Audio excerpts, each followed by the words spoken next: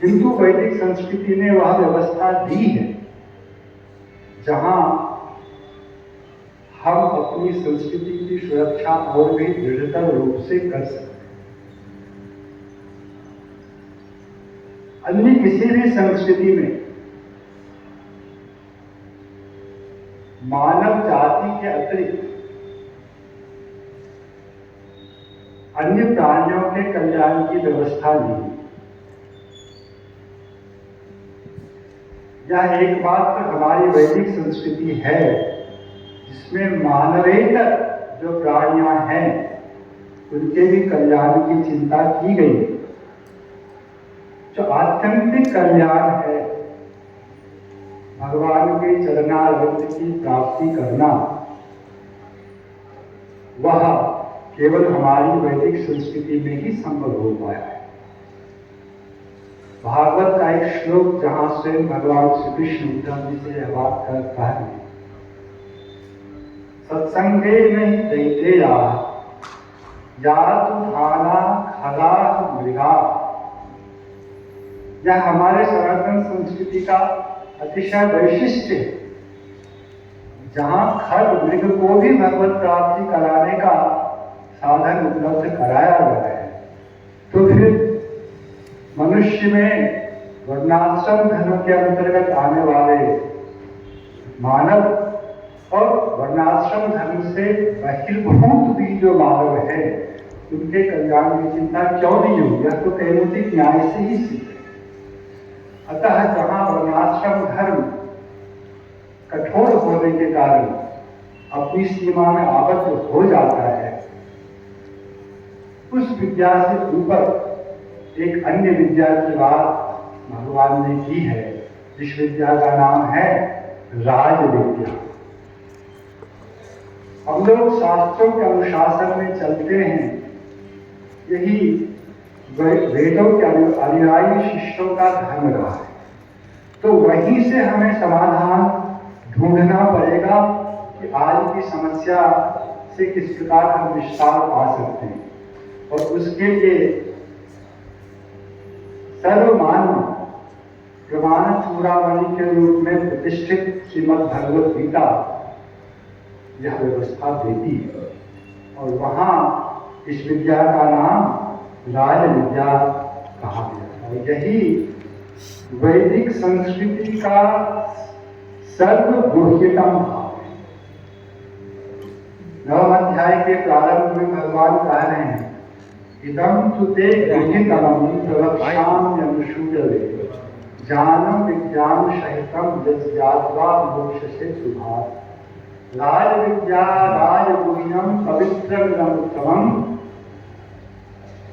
इस राज विद्या को भगवान ने पवित्र कार्यों में सर्वोत्तम कहा। तो यह राज विद्या है क्या? भागवत की दृष्टि से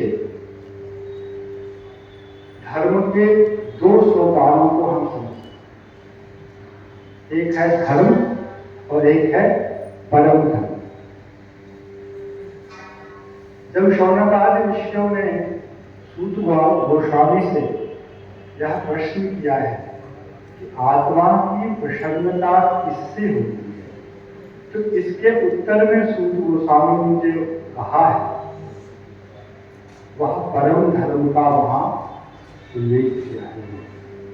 सवै पुरुषां परो धर्मो यतो भक्तिरभोक्ष्यते अहेतुक प्रतिहता यदात्मा संप्रसीदति। यहाँ जिस परम धर्म की बात कही गई उसके साथी के रूप में भक्ति का ही निरूपण हुआ। सवै पुरुषां परो धर्मो यतो भक्ति अधोक्षति, और इसी को आत्म प्रसाद का उन्होंने साधन कहा। इसके बाद वर्णाश्रम व्यवस्था की उन्होंने बात कही, तो वर्णाश्रम व्यवस्था धर्म के अंदर, किंतु जो परम धर्म है उसके लिए विशिष्ट संज्ञा का प्रयोग श्रीमद् भागवत में है, और उसका नाम है भागवत धर्म।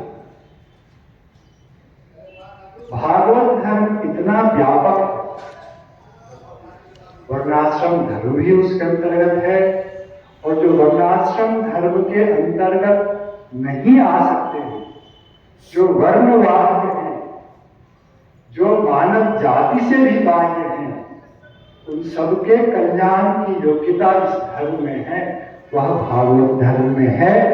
इसलिए भागवत धर्म के माध्यम से हम संपूर्ण जगत को आर्य बना सकते हैं। और यह सब भागवत में ही माता देवहूति कपिलदेव जी की उपाख्यान में कहा, जहां उन्होंने अहो बतस सकुचो तो कल्याण जिह्वाद्रे वर्तते नाम तुभ्यम ते पुस्तपस्ते जुहु शश्नुराया आर्य शब्द का प्रयोग किया। एक चांडाल को भी आर्य बनाने की योग्यता यदि है इस संसार में, तो वह वैदिक संस्कृति के अंतर्गत आने वाले भागवत धर्म में है।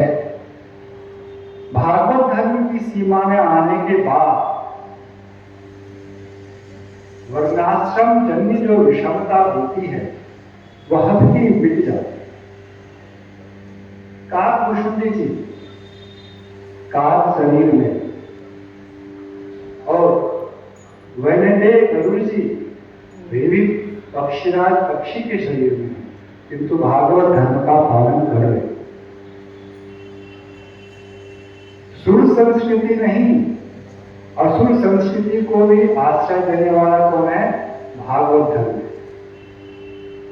जहां नारद जी के बाल शिष्य श्री ध्रुव जी वर्णाश्रम की मर्यादा में रहकर भागवत धर्म का पालन कर रहे हैं, वहीं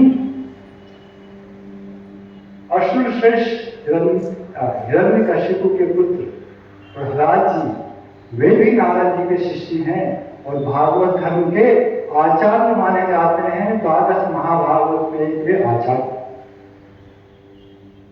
इस प्रकार हम देखते हैं वर्णाश्रम व्यवस्था के कारण जो थोड़ी संकीर्णता हमारे वैदिक सनातन सभ्यता में देखी जाती है, उससे भी उबरने का उपाय हमारे शास्त्रोकारों ने दिया है, और वह भागवत धर्म है जिसमें सबका ही कल्याण निहित है, जिसमें सभी वर्ग के लोग अधिकारी हैं।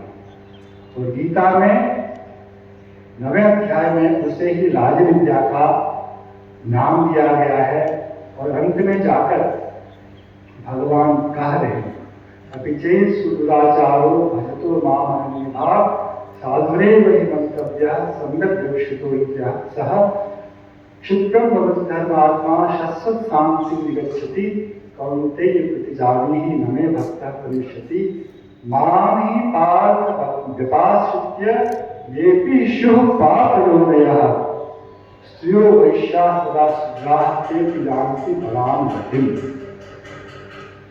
पाप योनि जो वर्णाश्रम के अंतर्गत नहीं आते हैं, वे भी इस राज विद्या का पालन कर परागति को प्राप्त कर सकते हैं। यह हमारे सनातन धर्म का विशिष्ट अवदान है। तो यह विद्वत परिषद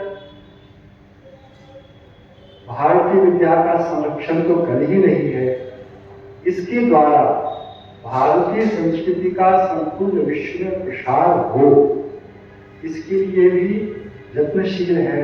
और उसमें जहाँ वर्णाश्रम धर्म की मर्यादा हमारे ऊपर एक अंकुश प्रदान करती है, वहाँ हमारे सामने जो दूसरा विकल्प है वह है भागवत धर्म।